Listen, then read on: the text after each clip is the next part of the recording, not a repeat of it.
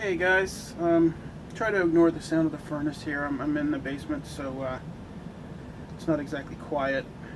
Um, this week, um, decided to build a little thingy.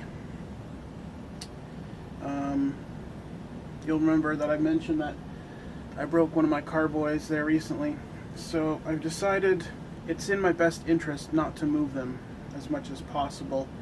So I will leave them where they are, fill them, ferment in them, empty them, and then I can wash them in the sink over here, so that I'm not lugging around, 35 pounds of liquid. Um, so, to that end, I'm going to make a thing. Now, these are the parts. Obviously, this is not a part, but we have a. Let me get over this way so I'm not blocking the light. We have a pipe cutter to cut the little piece of tubing, and a wrench for my tools. That's basically all you're going to need. And for parts, I have a 1/4-inch T.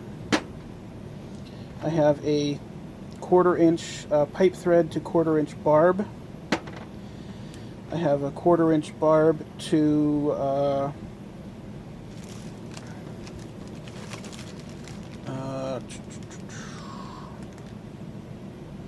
3/8, 1/4-inch NTP to 3/8 barb. And the only reason I got this size is because my tubing fits in there and it's loose. You can go with any size that you can find, or you could even machine your own if you want. Doesn't matter. Now for this, when I went to the store, they were all out of 1/4-inch NTP to 1/4-inch compression fittings. So I had to get an 1/8 inch and a bushing. But if you can find a 1/4-inch to 1/4-inch connector, I don't remember what you call them, but it's a 1/4-inch NTP to 1/4-inch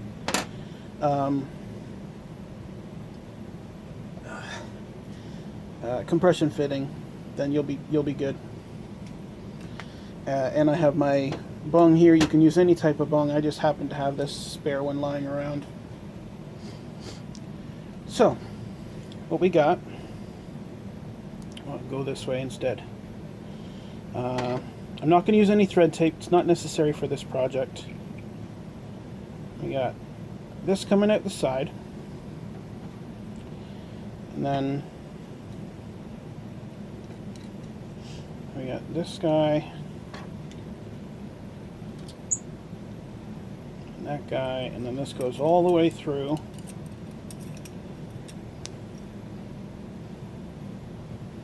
That threads onto there. I'm not gonna finish this quite yet, but I'll put this on just to show you what it's supposed to look like. Alright, I had a bit of a cross thread situation right in here. I must have marred it at some point, but everything's assembled. And that's basically how it's going to look, with the exception of this. I'll be back in just 1 second. Got my half-gallon jug here, and when using this vacuum racking system thing,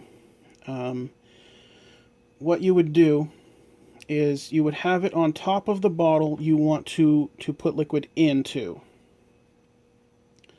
You have a piece of tubing coming off the top. Just put a piece of everyday vinyl tubing, homebrew tubing on there. And then on this side, you have your vacuum source. And because this fits in here nice and loose, it's going to pull a vacuum, which is going to actually create a vacuum inside the jug, create a vacuum inside this tube, and then you'll have liquid. Now, I wanted to actually show you how this thing worked, but unfortunately, I don't have any actual 1/4 inch line at the moment. I used the last of it on my kegerator a couple weeks back. And I thought I had some more, but it turns out it's a little bit too large. So that's going to have to wait till next week to actually show you how it works. But there's this semi-finished product. And next week we'll move some liquid. So if you're watching this sometime in the near future, I'll put a link into the next video so you can actually see how this thing works. And you guys have yourselves a good day.